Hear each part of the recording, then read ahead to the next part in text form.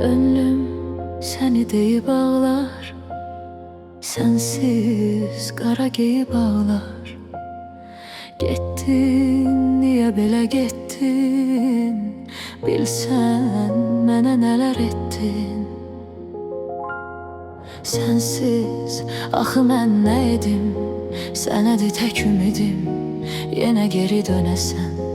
Ay dön ki, yenə mənə mələyim, yenə gülə ürəyim, ürəyimi görəsən. Sensiz axı mən nədim? Sənədir tək ümidim, yenə geri dönəsən.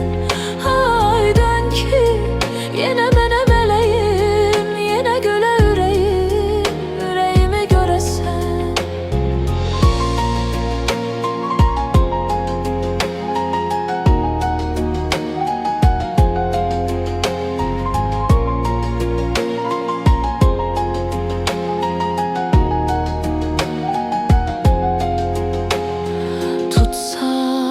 O saçının ətrin, o ətri güllər həvəs edə bilməz.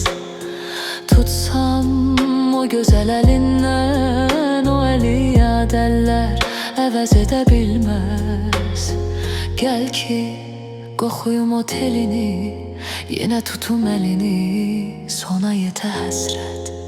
Ay qəlbim ümidini üzmüş, qəmin onu əzmiş, daha bitə möhnət.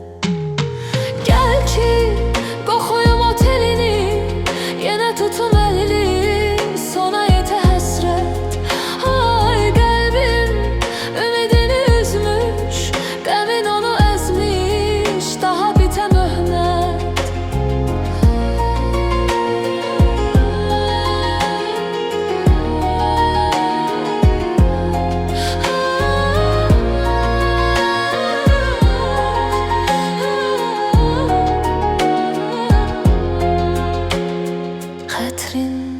Hara desə gələrəm, ölsəm sənə görə ölərəm. Qoysan ürəyimi yaralı, gəzsən dəli kimi havalı.